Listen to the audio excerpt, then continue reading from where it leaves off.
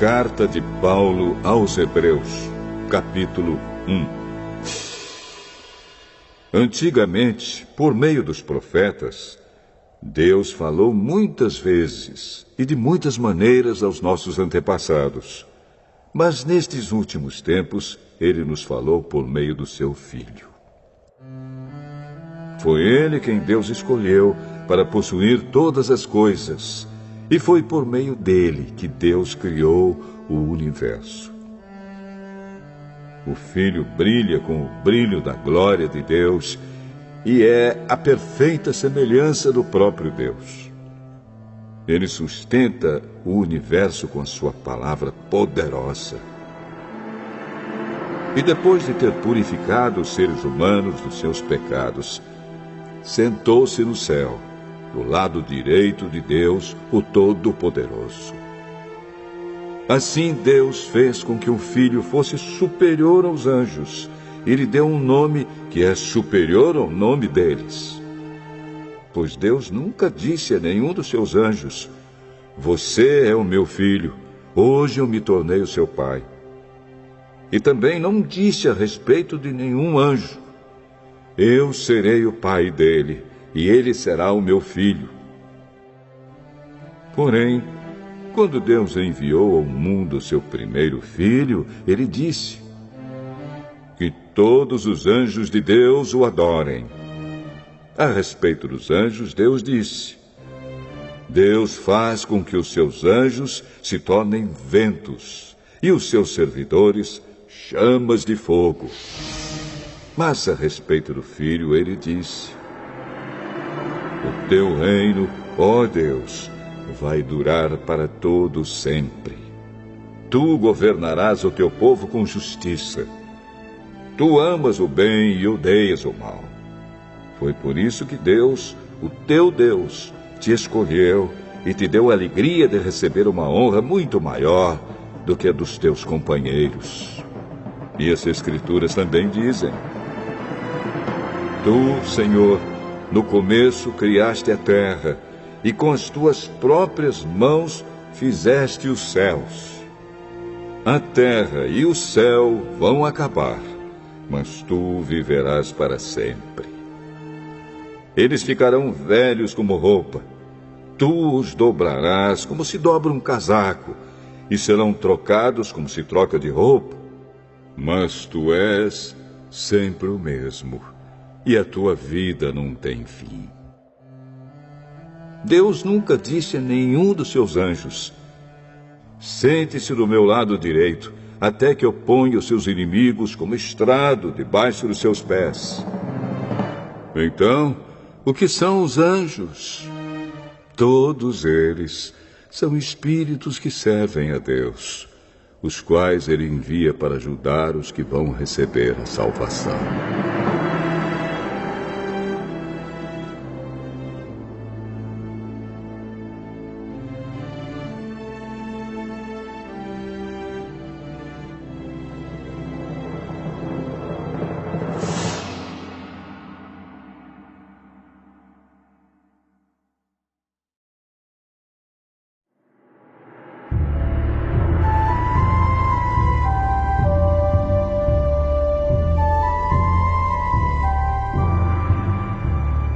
Hebreus, capítulo 2.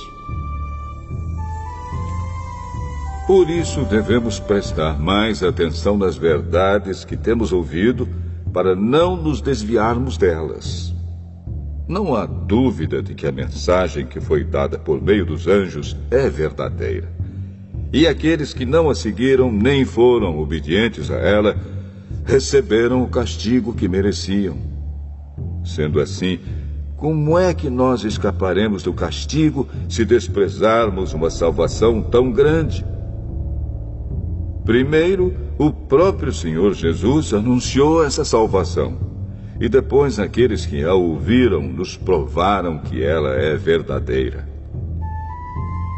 Ao mesmo tempo, por meio de sinais de poder, maravilhas e muitos tipos de milagres, Deus confirmou o testemunho deles. E, de acordo com a sua vontade, distribuiu também os dons do Espírito Santo, Pois Deus não deu aos anjos o poder de governar o mundo novo que está por vir, o mundo do qual estamos falando. Pelo contrário, em alguma parte das Escrituras Sagradas alguém afirma: que é um simples ser humano, ó Deus, para que penses nele? Que é o ser mortal para que te preocupes com ele? Tu o colocaste por pouco tempo em posição inferior à dos anjos. Tu lhe deste a glória e a honra de um rei e puseste todas as coisas debaixo do domínio dele. Quando se diz que Deus pôs todas as coisas debaixo do domínio dele, isso quer dizer que nada ficou de fora. Porém, não vemos o ser humano governando hoje todas as coisas. Mas nós vemos Jesus fazendo isso. Por um pouco de tempo, ele foi colocado em posição inferior à dos anjos, para que, pela graça de Deus, ele morresse por todas as pessoas. Agora nós o vemos coroado de glória e de honra por causa da morte que ele sofreu. Pois Deus, que cria e sustenta todas as coisas, fez o que era apropriado e tornou Jesus perfeito por meio do sofrimento. Deus fez isso a fim de que muitos, isto é, os seus filhos, tomassem parte na glória de Jesus. Pois é Jesus quem os guia para a salvação. Jesus purifica as pessoas dos seus pecados, e todos, tanto ele como os que são purificados, têm o mesmo Pai. É por isso que Jesus não se envergonha de chamá-los de irmãos. Como ele diz: ó Deus, eu falarei a respeito de ti aos meus irmãos e te louvarei na reunião do povo. Diz também: eu confiarei nele. E diz ainda: aqui estou eu com os filhos que Deus me deu. Os filhos, como ele os chama, são pessoas de carne e sangue. E por isso o próprio Jesus se tornou igual a eles, tomando parte na natureza humana deles. Ele fez isso para que, por meio da sua morte, pudesse destruir o diabo, que tem poder sobre a morte. E também para libertar os que foram escravos toda a sua vida por causa do medo da morte. É claro que ele não veio para ajudar os anjos. Em vez disso, como dizem as Escrituras, ele ajuda os descendentes de Abraão. Isso quer dizer que foi preciso que Jesus se tornasse em tudo igual aos seus irmãos, a fim de ser o grande sacerdote deles, bondoso e fiel no seu serviço a Deus, para que os pecados do povo fossem perdoados. E agora Jesus pode ajudar os que são tentados, pois ele mesmo foi tentado e sofreu.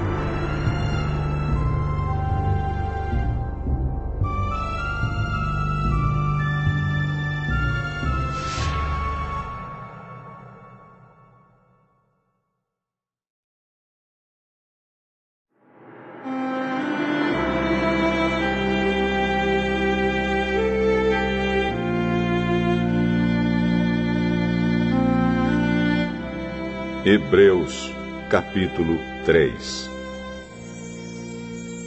Meus irmãos na fé, vocês que também foram chamados por Deus, olhem para Jesus, que Deus enviou para ser o grande sacerdote da fé que professamos.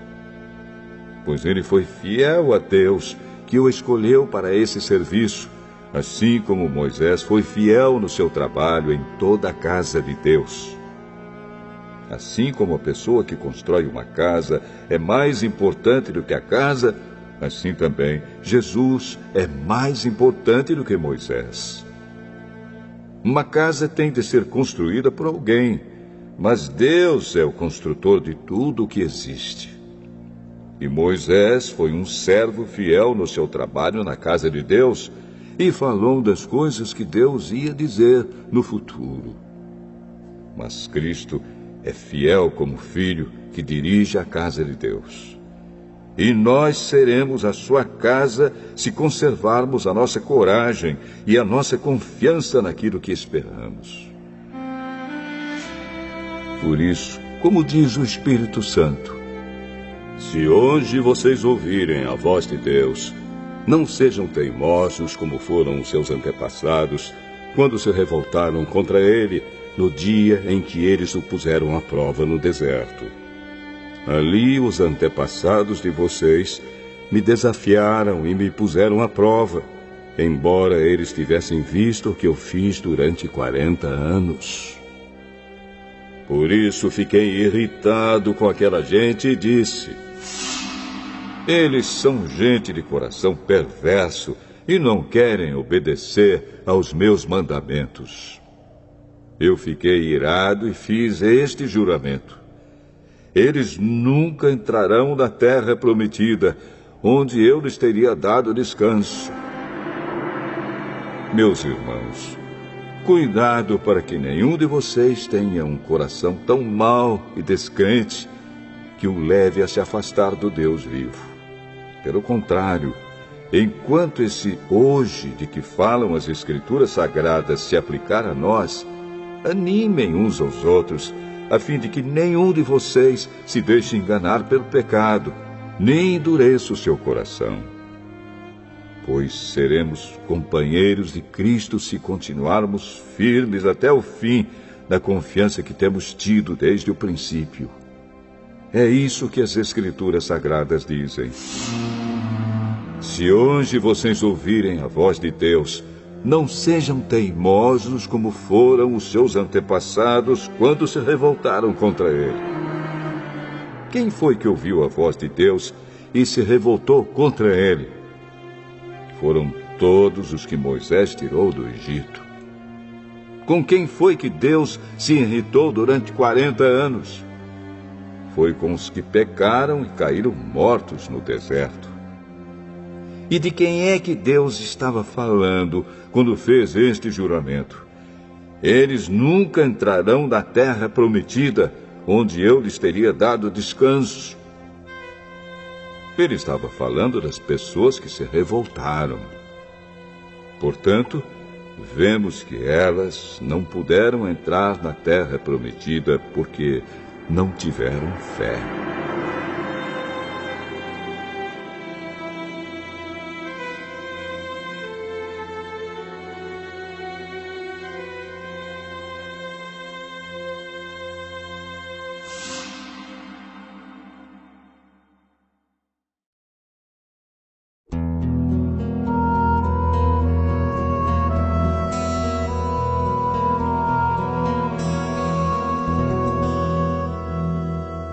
Hebreus, capítulo 4. Deus nos deixou a promessa de que podemos receber o descanso de que Ele falou. Portanto, tenhamos muito cuidado para que Deus não julgue que algum de vocês tenha falhado, deixando assim de receber esse descanso. Pois, assim como aquelas pessoas ouviram, também nós ouvimos a boa notícia. Elas ouviram a mensagem, porém, ela não lhes fez nenhum bem, porque quando a ouviram, não a receberam com fé. Portanto, nós, os que cremos, recebemos o descanso prometido por Deus, como Ele mesmo disse. Eu fiquei irado e fiz este juramento: eles nunca entrarão na terra prometida, onde eu lhes teria dado descanso. Ele disse isso, embora o seu trabalho já estivesse terminado, desde o tempo em que havia criado o mundo. Pois a respeito do sétimo dia está escrito o seguinte, em alguma parte das Escrituras Sagradas: no sétimo dia Deus descansou de todo o trabalho que ele havia feito. E o mesmo assunto é repetido: eles nunca entrarão na terra prometida, onde eu lhes teria dado descanso. Aqueles que foram os primeiros a ouvir a boa notícia não tiveram fé, e por isso não receberam esse descanso. Portanto, há outros que vão recebê-lo. A prova disso é que Deus marca outro dia chamado hoje. Ele falou disso muitos anos depois, por meio de Davi, no trecho das Escrituras já citado. Se hoje vocês ouvirem a voz de Deus, não sejam teimosos. Se Josué tivesse dado ao povo esse descanso, Deus não teria falado mais tarde a respeito de outro dia. Assim, ainda fica para o povo de Deus um descanso, como o descanso de Deus no 7º dia. Porque quem receber o descanso que Deus prometeu, vai descansar de todos os seus trabalhos, assim como Deus descansou dos trabalhos dele.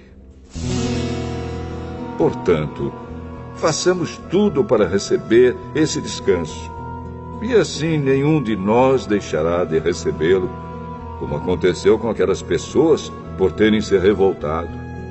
Pois a palavra de Deus é viva e poderosa, e corta mais do que qualquer espada afiada dos dois lados. Ela vai até o lugar mais fundo da alma e do espírito, vai até o íntimo das pessoas e julga os desejos e pensamentos do coração delas. Não há nada que se possa esconder de Deus. Em toda a criação, tudo está descoberto e aberto diante dos seus olhos, e é a Ele que todos nós teremos de prestar contas. Portanto, fiquemos firmes na fé que anunciamos, pois temos um grande sacerdote poderoso, Jesus, o Filho de Deus, o qual entrou na própria presença de Deus. O nosso grande sacerdote não é como aqueles que não são capazes de compreender as nossas fraquezas. Pelo contrário, temos um grande sacerdote que foi tentado do mesmo modo que nós, mas não pecou. Por isso, tenhamos confiança e cheguemos perto do trono divino onde está a graça de Deus. Ali receberemos misericórdia e encontraremos graça sempre que precisarmos de ajuda.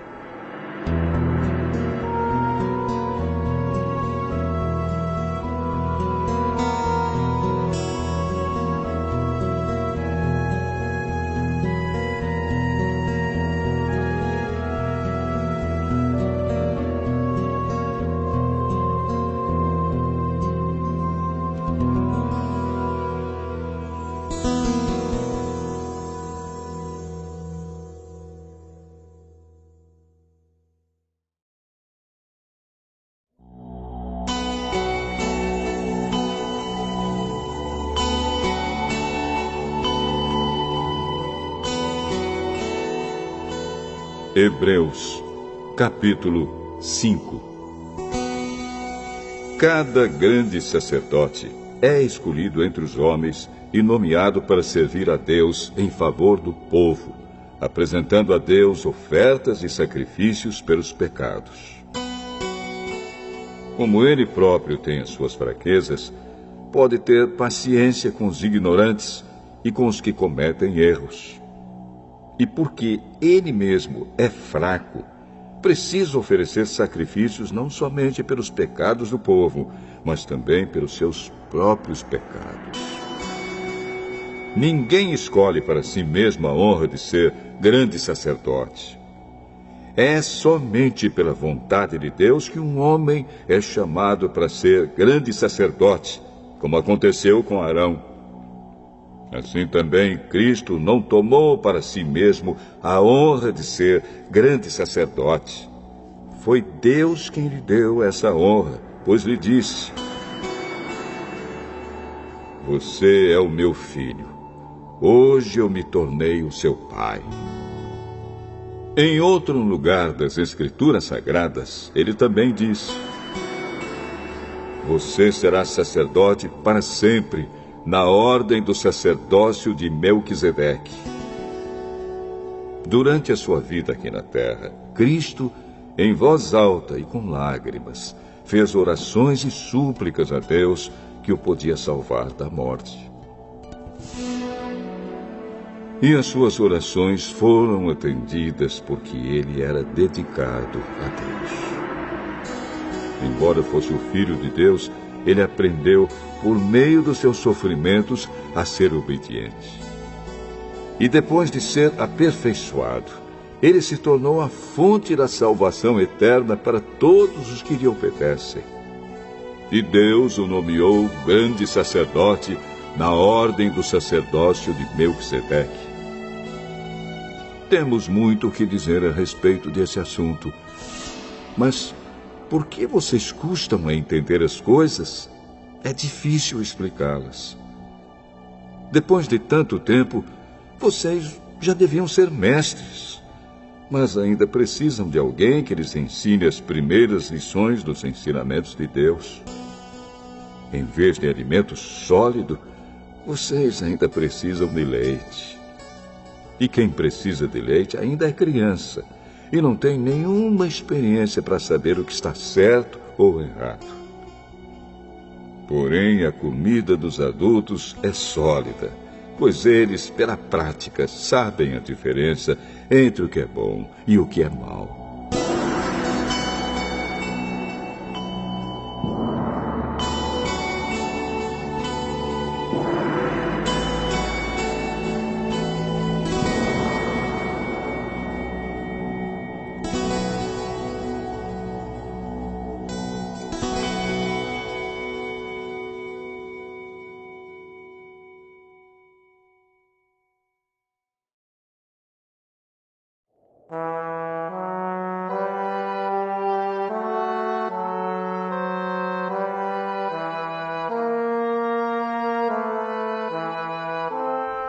Hebreus, capítulo 6. Assim, vamos em frente a fim de chegarmos ao ensinamento de adultos, deixando para trás as primeiras lições da mensagem de Cristo. Nós não vamos colocar de novo as bases dessa mensagem, isto é, a necessidade de abandonar uma vida inútil e de crer em Deus. O ensinamento a respeito dos batismos e da cerimônia de pôr as mãos sobre os cristãos, e a ressurreição dos mortos e o julgamento eterno. Vamos em frente, e se Deus quiser, é isso que faremos.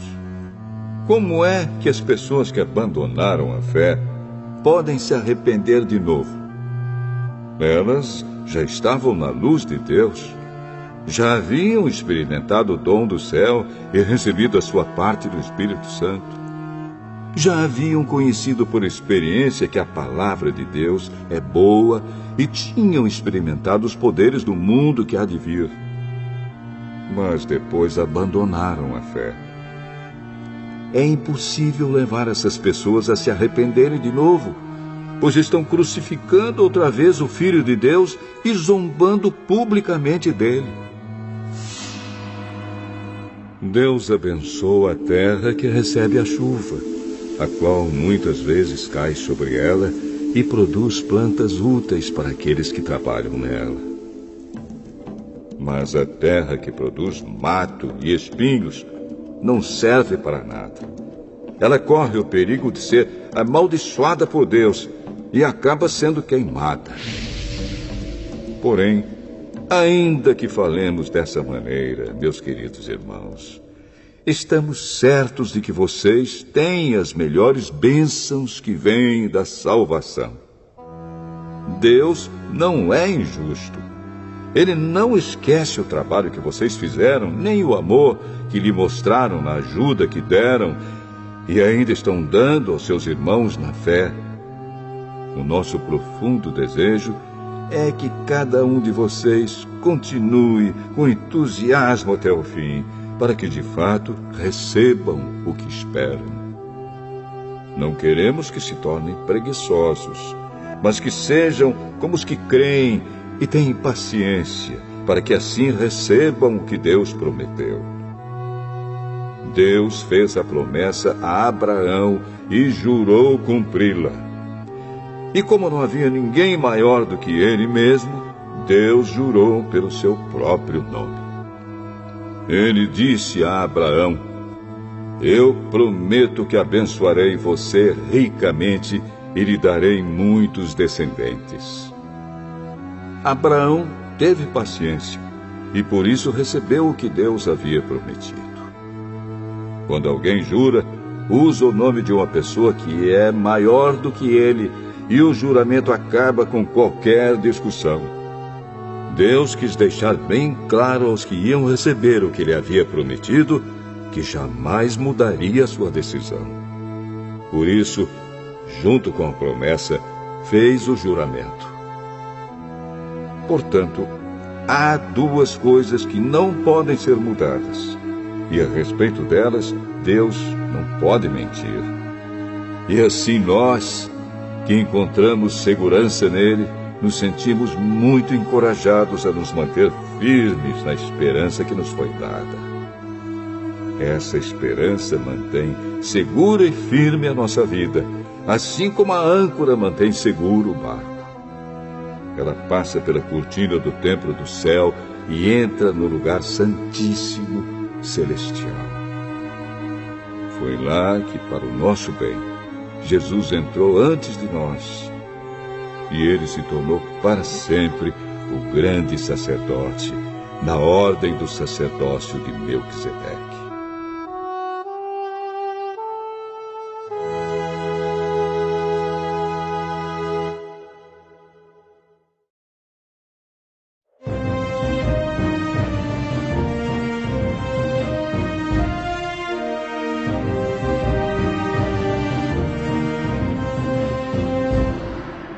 Hebreus, capítulo 7.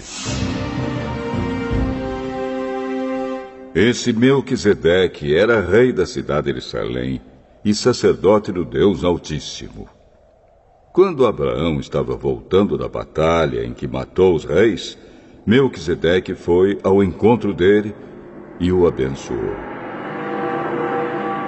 Abraão lhe deu a 10ª parte de tudo que ele havia tomado dos inimigos na batalha.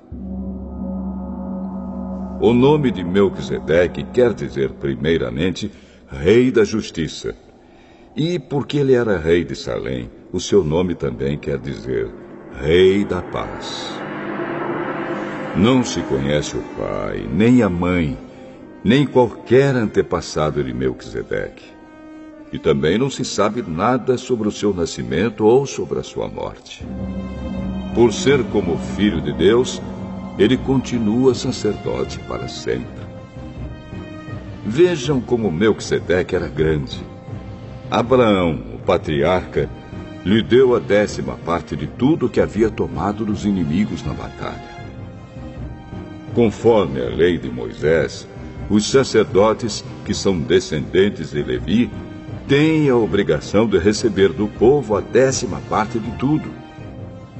Eles recebem dos seus próprios patrícios, embora estes também sejam descendentes de Abraão. Melquisedeque não era descendente de Levi, mas recebeu a 10ª parte daquilo que Abraão havia tomado na batalha e o abençoou. Sim, abençoou o próprio Abraão, que havia recebido as promessas de Deus. Não há dúvida de que aquele que abençoa é mais importante do que aquele que é abençoado.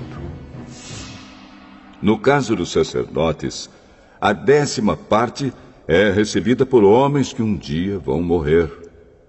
Mas, no caso de Melquisedeque, como dizem as Escrituras Sagradas, a 10ª parte foi recebida por alguém que continua vivo.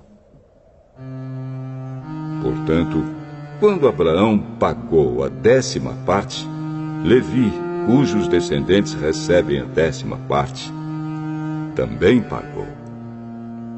Pois Levi não tinha nascido e, por assim dizer, ainda estava no corpo do seu antepassado Abraão quando este se encontrou com Melquisedeque.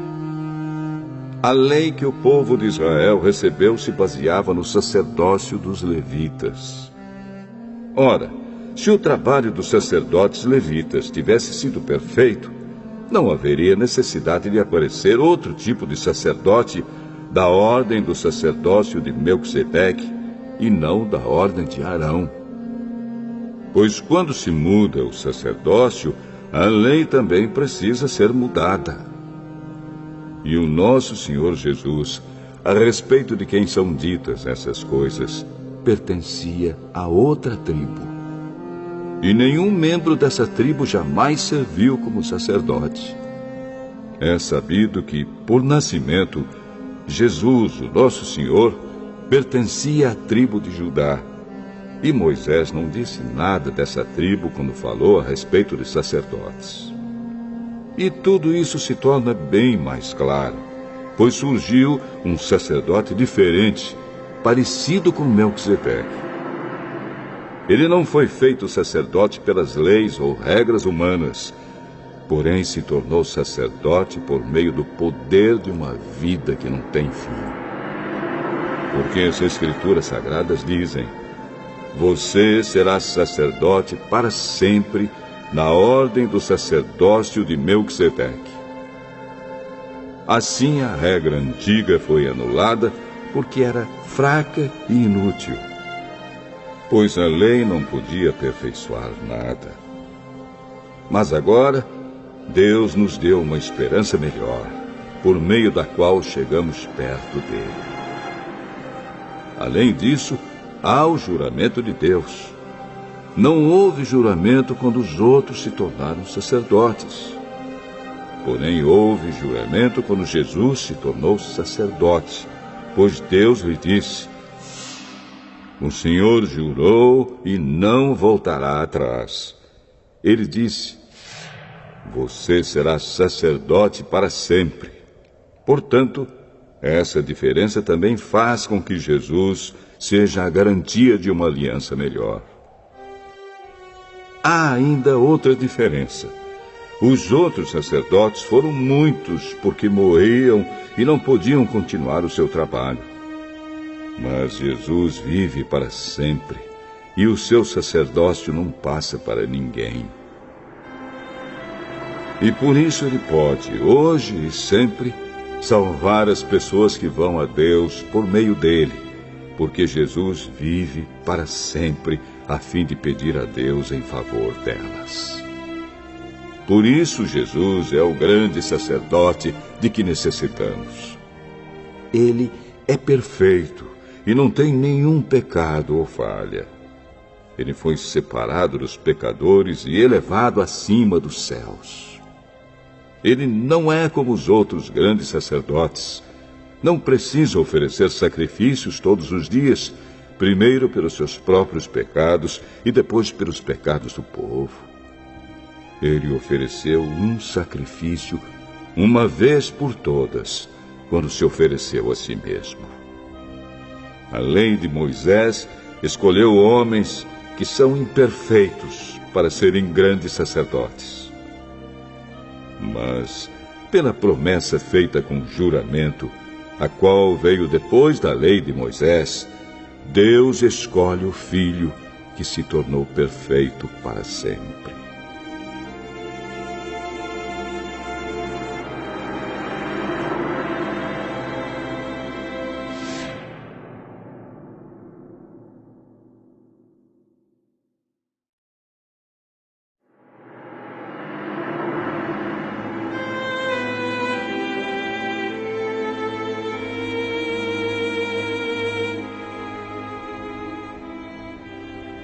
Hebreus, capítulo 8.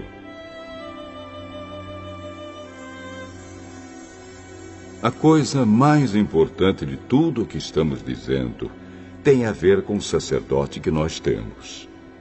Ele é o grande sacerdote que está sentado no céu, do lado direito do trono de Deus, o Todo-Poderoso. Ele faz o seu serviço no lugar santíssimo, na verdadeira tenda, que foi armada pelo Senhor e não por seres humanos. Todo grande sacerdote é escolhido para apresentar a Deus as ofertas e os sacrifícios de animais. E por isso, é necessário que o nosso grande sacerdote tenha também alguma coisa para oferecer.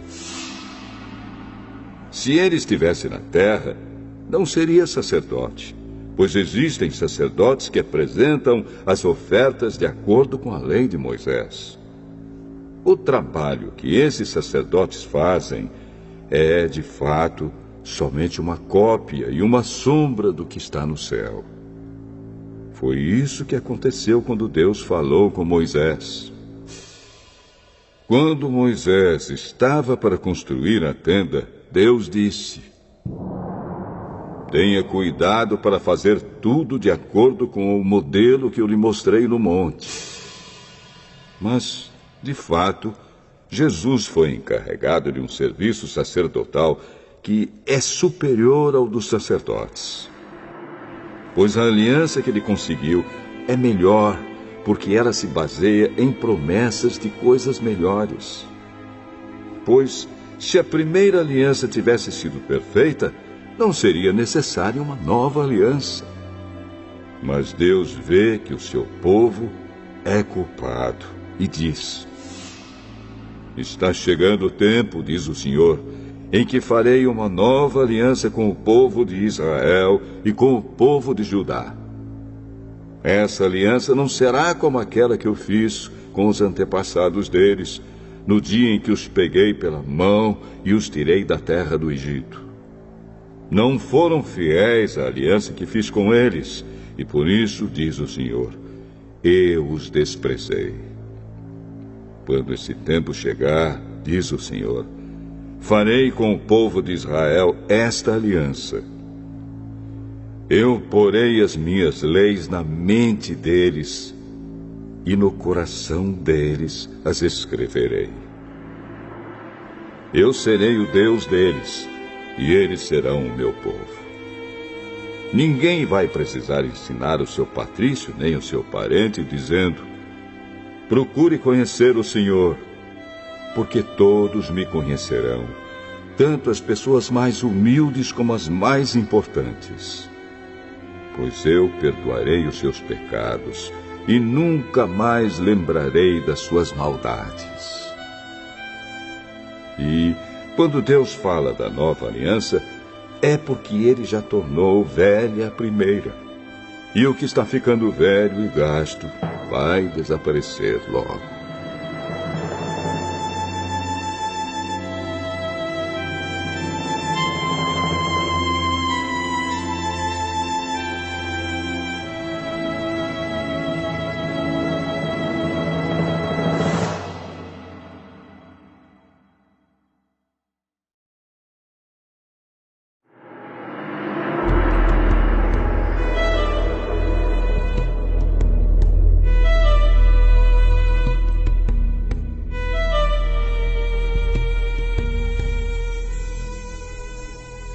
Hebreus, capítulo 9.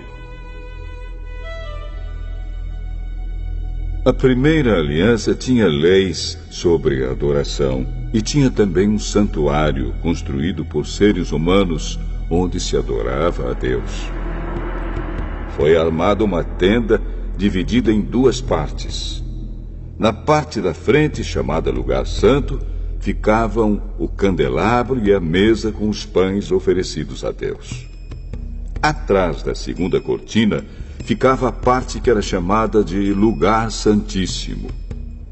Ali estava colocado o altar de ouro, onde era queimado o incenso, e também estava colocada a Arca da Aliança, toda coberta de ouro.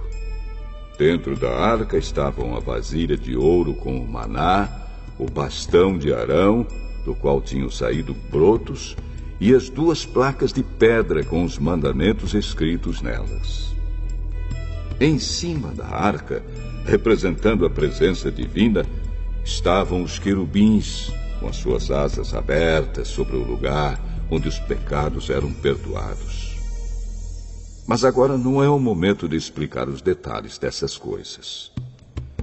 Depois de tudo isso ter sido preparado, os sacerdotes entram todos os dias na parte da frente da tenda, que é o lugar santo, para cumprir os seus deveres religiosos.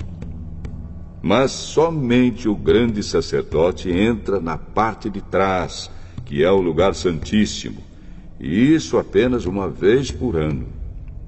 Ele oferece a Deus o sangue de animais em favor de si mesmo e também pelos pecados que o povo cometeu sem saber que estava pecando. Por meio disso tudo, o Espírito Santo nos ensina de modo bem claro que a entrada para o lugar santíssimo ainda não foi aberta enquanto a parte da frente, que é o lugar santo, continuar sendo usada. Isso é um símbolo para hoje. Quer dizer que as ofertas e os sacrifícios de animais oferecidos a Deus não tornam perfeito o coração das pessoas que o adoram. Essas ofertas e sacrifícios têm a ver somente com comida, com bebida e com várias cerimônias de purificação. São regras externas que têm valor somente até que Deus renove todas as coisas. Mas Cristo veio como o grande sacerdote das coisas boas que já estão aqui. A tenda em que ele serve é melhor e mais perfeita, e não foi construída por seres humanos, isto é, não é deste mundo. Quando Cristo veio e entrou uma vez por todas no lugar santíssimo, ele não levou consigo sangue de bodes ou de bezerros para oferecer como sacrifício. Pelo contrário, ele ofereceu o seu próprio sangue e conseguiu para nós a salvação eterna. O sangue de bodes e de touros e as cinzas da bezerra queimada são espalhados sobre as pessoas impuras e elas ficam purificadas por fora. Se isso é assim, imagine então quanto maior ainda é o poder do sangue de Cristo. Por meio do Espírito Eterno, ele se ofereceu a si mesmo a Deus como sacrifício sem defeito. E o seu sangue nos purifica por dentro, tirando as nossas culpas. Assim podemos servir ao Deus vivo, pois já não praticamos cerimônias que não valem nada. Portanto, é Cristo quem consegue fazer uma nova aliança, para que os que foram chamados por Deus possam receber as bênçãos eternas que o próprio Deus prometeu. Isso pode ser feito porque houve uma morte que livrou as pessoas dos pecados que praticaram enquanto a primeira aliança estava em vigor. Onde há um testamento, é necessário provar que a pessoa que o fez já morreu. Pois o testamento não vale nada enquanto estiver vivo quem o fez. Só depois da morte dessa pessoa é que o testamento tem valor.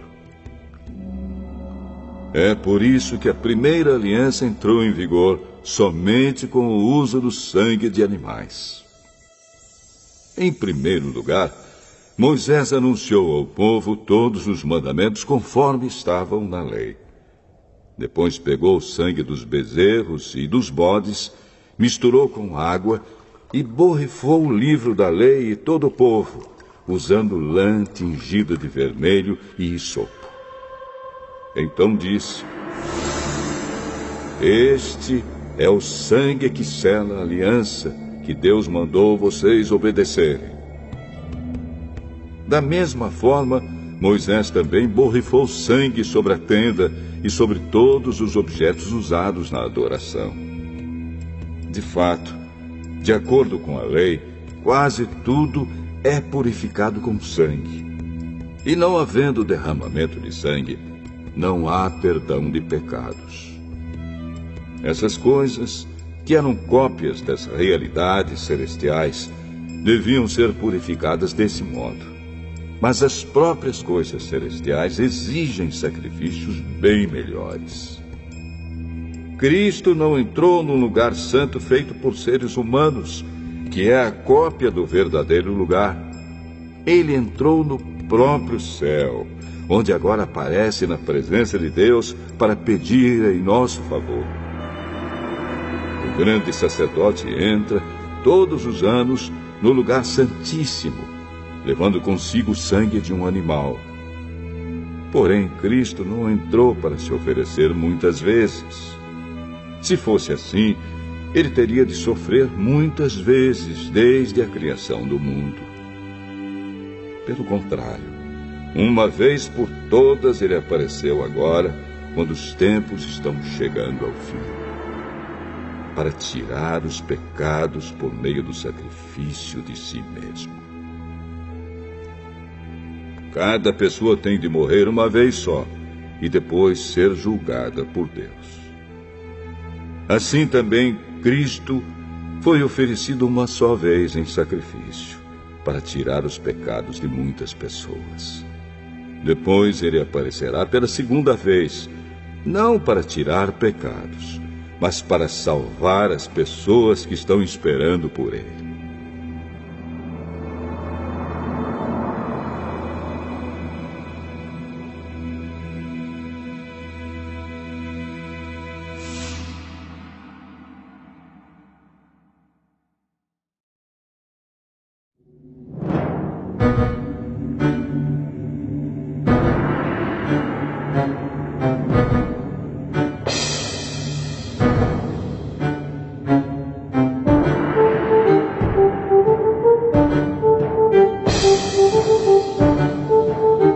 Hebreus, capítulo 10.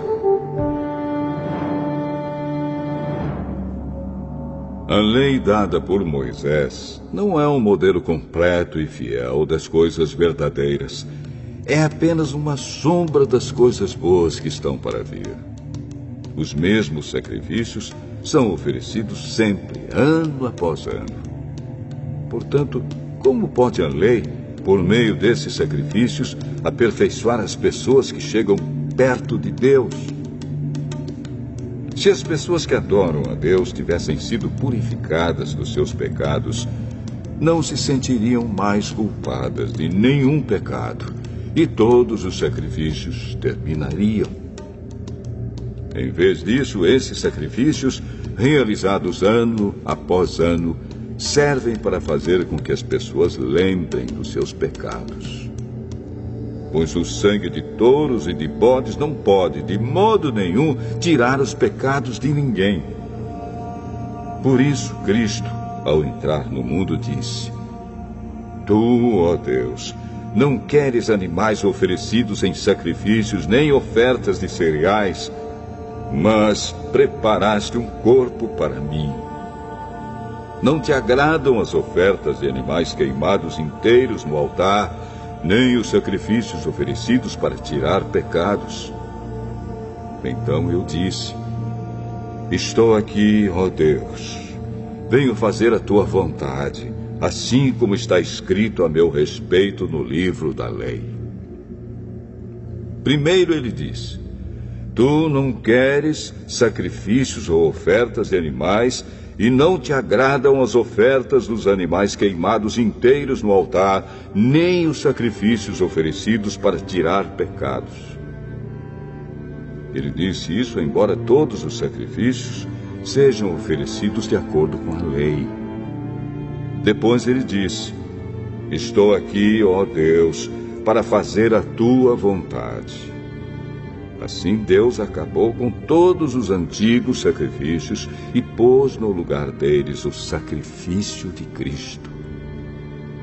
E porque Jesus Cristo fez o que Deus quis, nós somos purificados do pecado pela oferta que ele fez, uma vez por todas, do seu próprio corpo.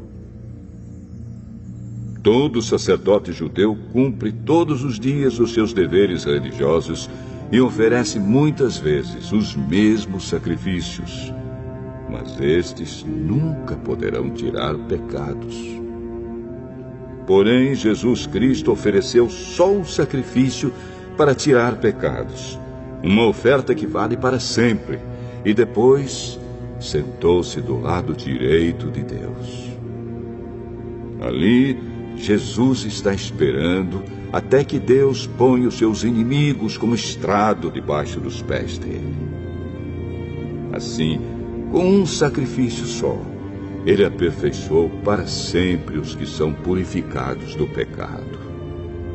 E o Espírito Santo também nos dá o seu testemunho sobre isso. Primeiro ele diz: quando esse tempo chegar, diz o Senhor, eu farei com o povo de Israel esta aliança. Porei as minhas leis no coração deles e na mente deles as escreverei. Depois ele diz: não lembrarei mais dos seus pecados nem das suas maldades. Assim, quando os pecados são perdoados, já não há mais necessidade de oferta para tirá-los. Por isso, irmãos, por causa da morte de Jesus na cruz, nós temos completa liberdade de entrar no lugar santíssimo. Por meio da cortina, isto é, por meio do seu próprio corpo, ele nos abriu um caminho novo e vivo. Nós temos um grande sacerdote para dirigir a casa de Deus. Portanto, cheguemos perto de Deus com um coração sincero e uma fé firme, com a consciência limpa das nossas culpas e com o corpo lavado com a água pura. Guardemos firmemente a esperança da fé que professamos, pois podemos confiar que Deus cumprirá as suas promessas. Pensemos uns nos outros, a fim de ajudarmos todos a terem mais amor e a fazerem o bem. Não abandonemos, como alguns estão fazendo, o costume de assistir às nossas reuniões. Pelo contrário, animemos uns aos outros, e ainda mais agora que vocês veem que o dia está chegando. Pois, se continuarmos a pecar de propósito, depois de conhecer a verdade, já não há mais sacrifício que possa tirar os nossos pecados. Pelo contrário, resta apenas o medo do que acontecerá. Medo do julgamento e do fogo violento que destruirá os que são contra Deus. Quem desobedece à lei de Moisés é condenado sem dó à morte, se for julgado culpado depois de ouvido o testemunho de 2 pessoas, pelo menos. Então, o que será que vai acontecer com os que desprezam o Filho de Deus e consideram como coisa sem valor o sangue da aliança de Deus, que os purificou? E o que acontecerá com quem insulta o Espírito de Deus, que o ama? Imaginem como será pior ainda o castigo que essa pessoa vai merecer. Pois sabemos quem foi que disse: eu me vingarei, eu acertarei contas com eles. E quem também disse: o Senhor julgará o seu povo. Que coisa terrível é cair nas mãos do Deus vivo. Lembrem do que aconteceu no passado. Naqueles dias, depois que a luz de Deus os iluminou, vocês sofreram muitas coisas, mas não foram vencidos na luta. Alguns foram insultados e maltratados publicamente, e em outras ocasiões vocês estavam prontos para tomar parte no sofrimento dos que foram tratados assim. Vocês participaram do sofrimento dos prisioneiros. E quando tudo o que vocês tinham foi tirado, vocês suportaram isso com alegria, porque sabiam que possuíam uma coisa muito melhor, que dura para sempre. Portanto, não percam a coragem, pois ela traz uma grande recompensa. Vocês precisam ter paciência para poder fazer a vontade de Deus e receber o que Ele promete. Pois, como Ele diz nas Escrituras Sagradas, um pouco mais de tempo, um pouco mesmo, e virá aquele que tem de vir. Ele não vai demorar. E todos aqueles que eu aceito terão fé em mim e viverão. Mas, se uma pessoa voltar atrás, eu não ficarei contente com ela. Nós não somos gente que volta atrás e se perde. Pelo contrário, temos fé e somos salvos.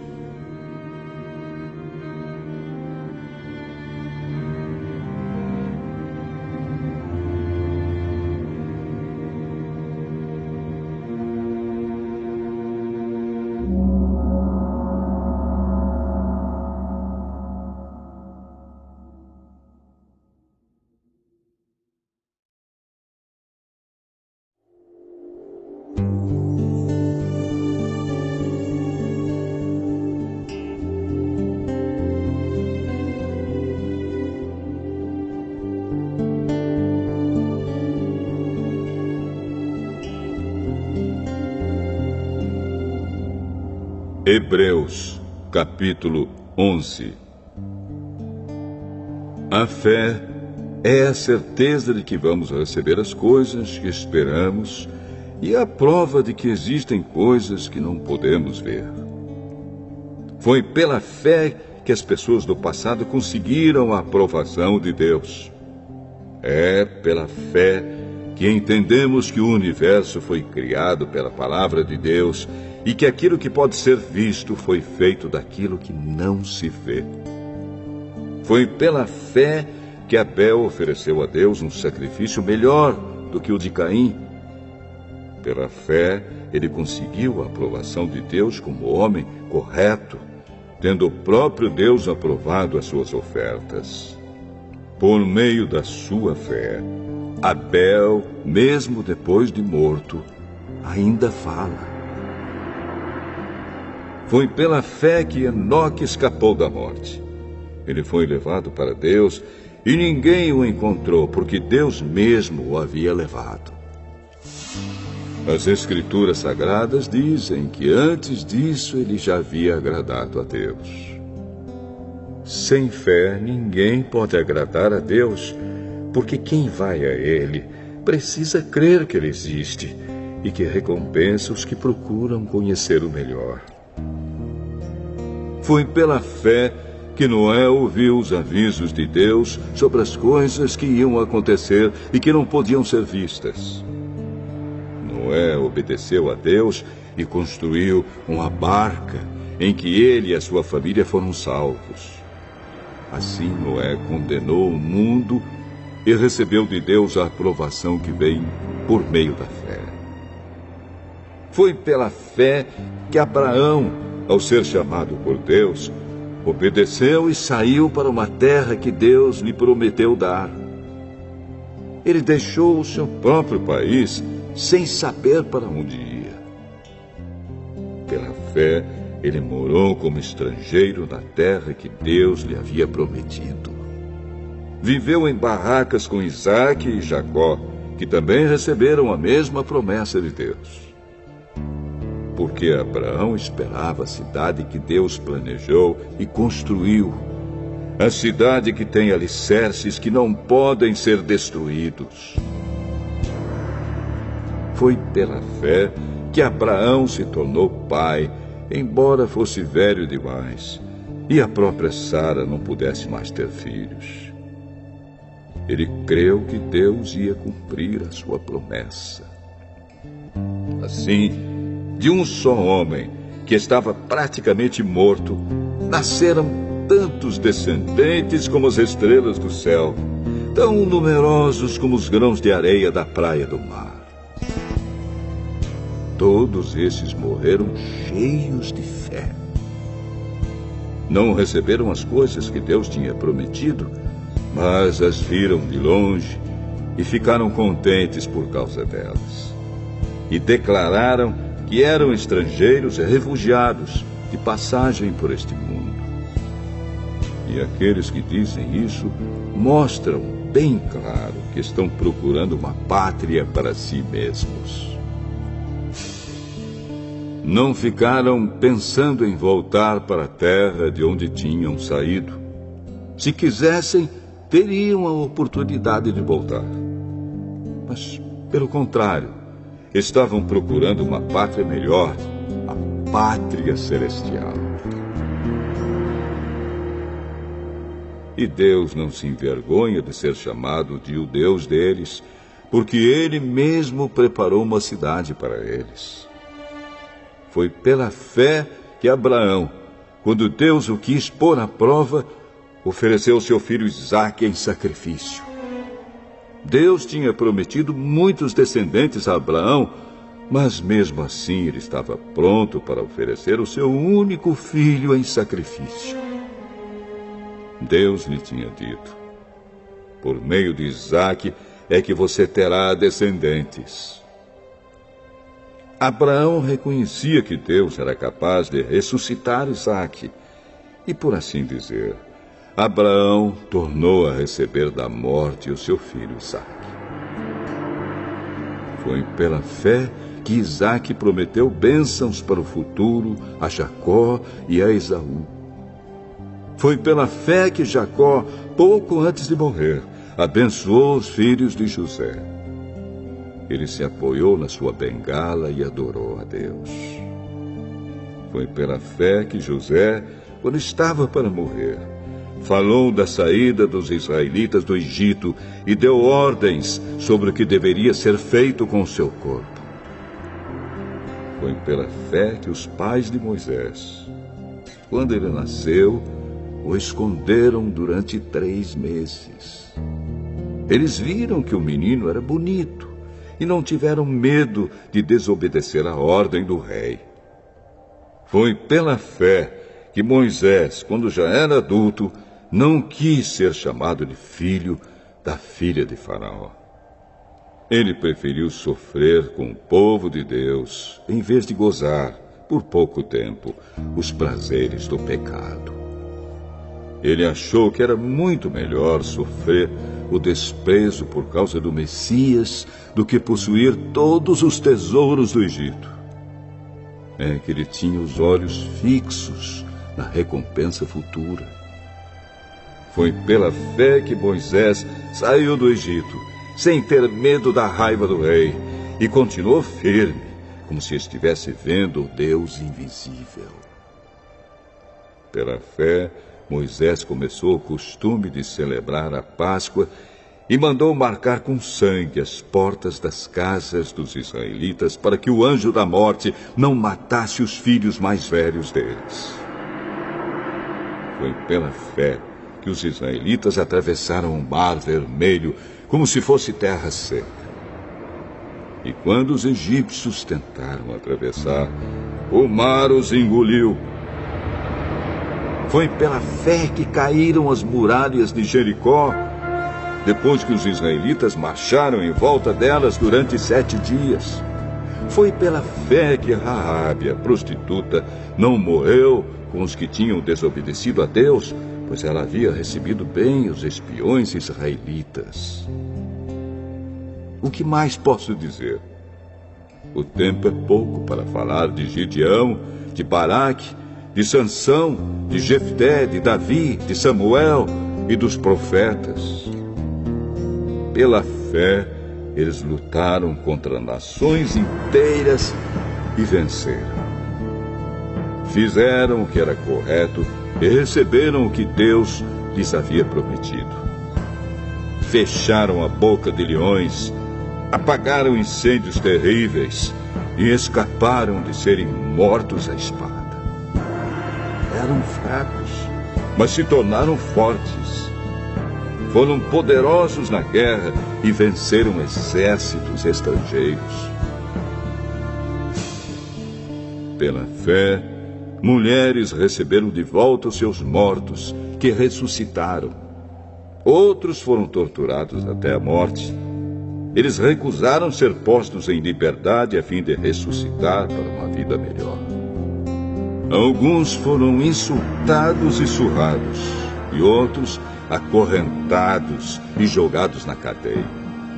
Outros foram mortos a pedradas, outros cerrados pelo meio, e outros mortos à espada. Andaram de um lado para outro vestidos de peles de ovelhas e de cabras, eram pobres, perseguidos e maltratados. Andaram como refugiados pelos desertos e montes vivendo em cavernas e em buracos na terra. O mundo não era digno deles.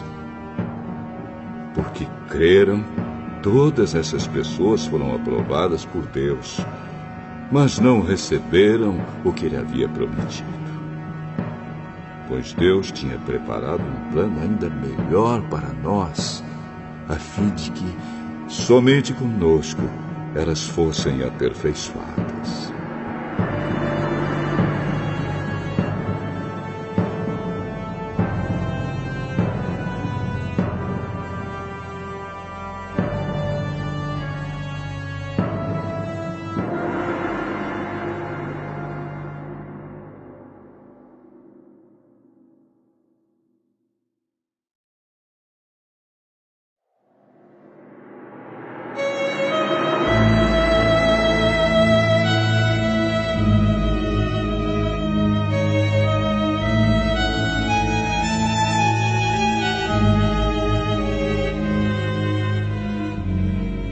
Hebreus, capítulo 12.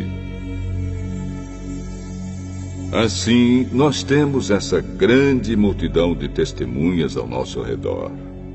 Portanto, deixemos de lado tudo o que nos atrapalha e o pecado que se agarra firmemente em nós e continuemos a correr, sem desanimar, a corrida marcada para nós.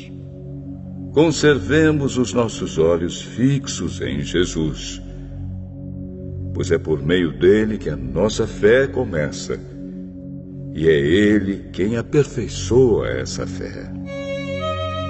Ele não deixou que a cruz fizesse com que ele desistisse. Pelo contrário, por causa da alegria que lhe foi prometida, ele não se importou com a humilhação de morrer na cruz, e agora está sentado do lado direito do trono de Deus. Pensem no sofrimento dele e como suportou com paciência o ódio dos pecadores. Assim vocês não desanimem, nem desistam, porque na luta contra o pecado vocês ainda não tiveram de combater até a morte. Será que vocês já esqueceram as palavras de encorajamento que Deus lhes disse, como se vocês fossem filhos dele? Pois ele disse: preste atenção, meu filho, quando o Senhor o castiga, e não se desanime quando ele o repreende. Pois o Senhor corrige quem ele ama e castiga quem ele aceita como filho. Suportem o sofrimento com paciência, como se fosse um castigo dado por um pai, pois o sofrimento de vocês mostra que Deus os está tratando como seus filhos. Será que existe algum filho que nunca foi corrigido pelo pai? Se vocês não são corrigidos, como acontece com todos os filhos de Deus, então não são filhos de verdade, mas filhos ilegítimos. No caso dos nossos pais humanos, eles nos corrigiam e nós os respeitávamos. Então devemos obedecer muito mais ainda ao nosso Pai Celestial, e assim viveremos. Os nossos pais humanos nos corrigiam durante pouco tempo, pois achavam que isso era certo. Mas Deus nos corrige para o nosso próprio bem, para que participemos da sua santidade. Quando somos corrigidos, isso no momento nos parece motivo de tristeza e não de alegria. Porém, mais tarde, os que foram corrigidos recebem como recompensa uma vida correta e de paz.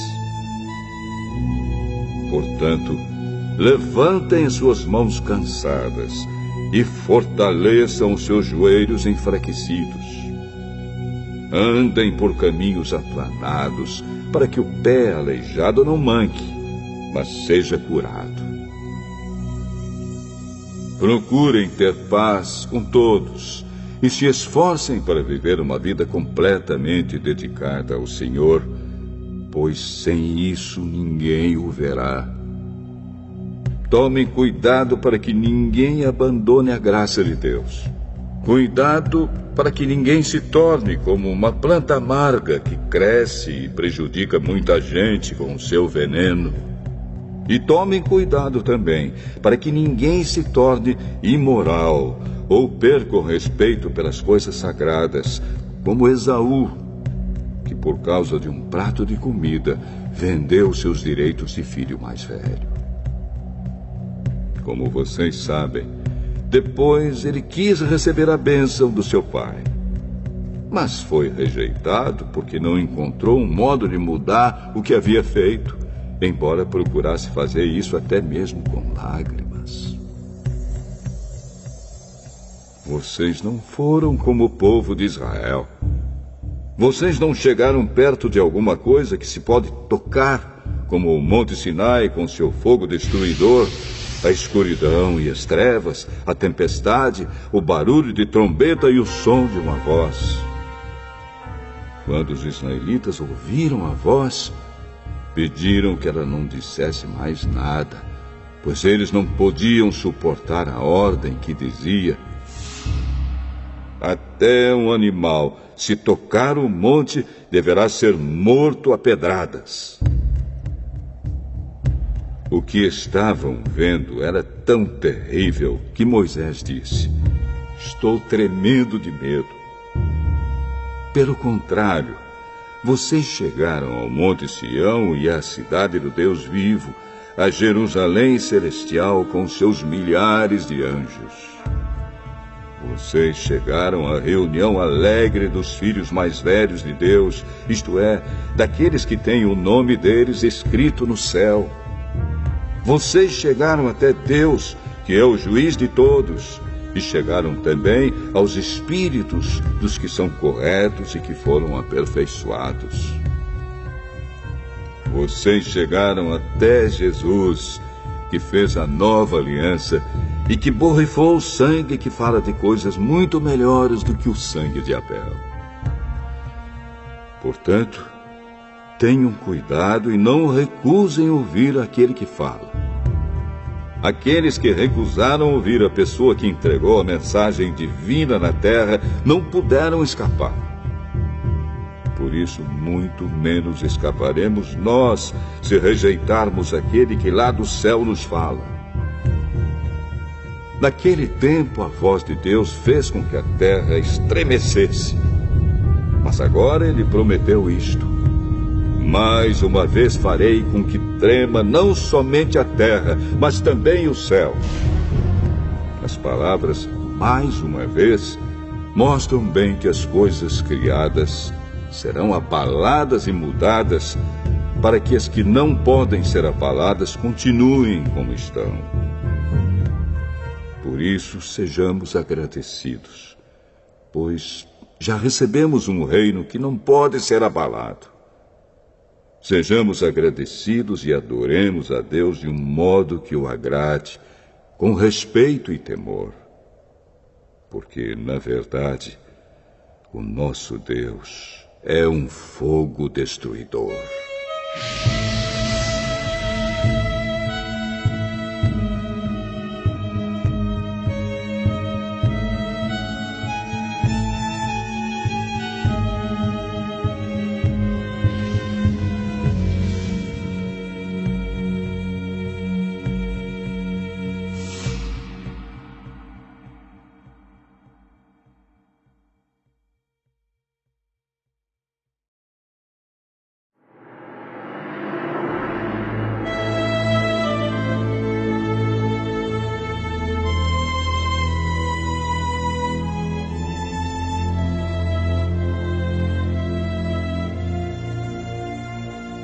Hebreus, capítulo 13. Continuem a amar uns aos outros como irmãos em Cristo. Não deixem de receber bem aqueles que vêm à casa de vocês, pois alguns que foram hospitaleiros receberam anjos sem saber. Lembrem dos presos, como se vocês estivessem na cadeia com eles. Lembrem dos que sofrem, como se vocês estivessem sofrendo com eles. Que o casamento seja respeitado por todos e que os maridos e as esposas sejam fiéis um ao outro. Deus julgará os imorais e os que cometem adultério. Não se deixem dominar pelo amor ao dinheiro e fiquem satisfeitos com o que vocês têm, pois Deus diz: eu nunca os deixarei e jamais os abandonarei. Portanto, sejamos corajosos e afirmemos: o Senhor é quem me ajuda e eu não tenho medo. Que mal pode alguém me fazer? Lembrem dos seus primeiros líderes espirituais que anunciaram a mensagem de Deus a vocês. Pensem como eles viveram e morreram e imitem a fé que eles tinham. Jesus Cristo é o mesmo ontem, hoje e sempre. Não se deixem levar por ensinamentos diferentes e estranhos que tiram vocês do caminho certo. É bom sermos espiritualmente fortes por meio da graça de Deus e não por meio da obediência a regras sobre alimentos.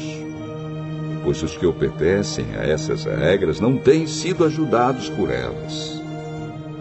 Os sacerdotes que servem no templo não têm o direito de comer do sacrifício que é oferecido sobre o nosso altar.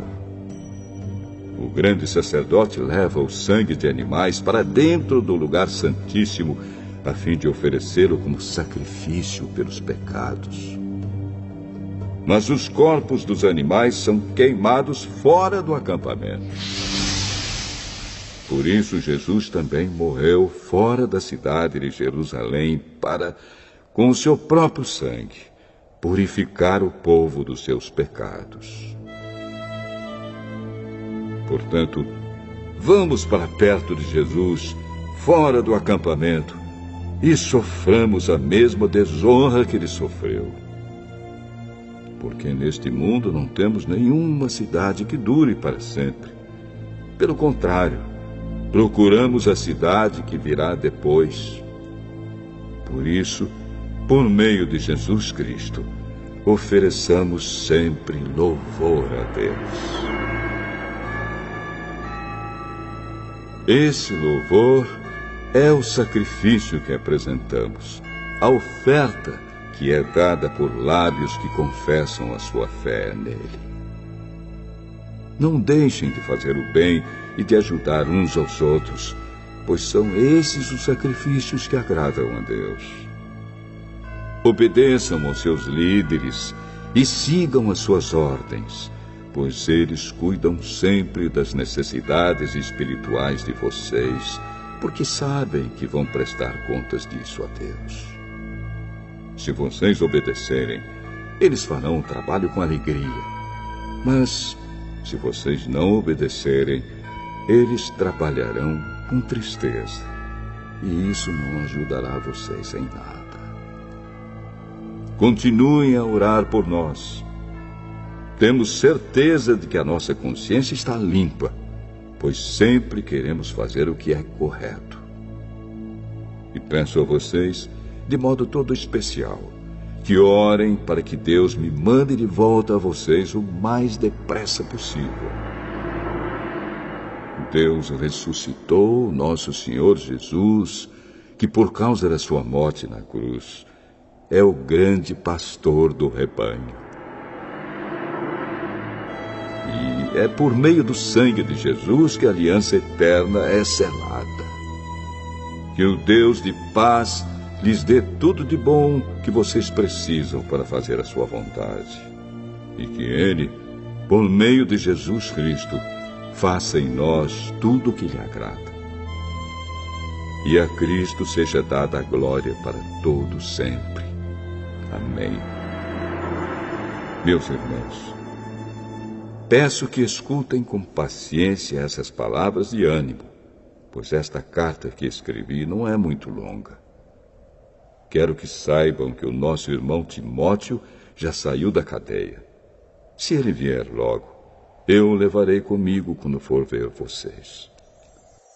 Saudações a todos os líderes da igreja daí e a todo o povo de Deus. Os irmãos da Itália também mandam saudações a vocês. Que a graça de Deus esteja com todos vocês.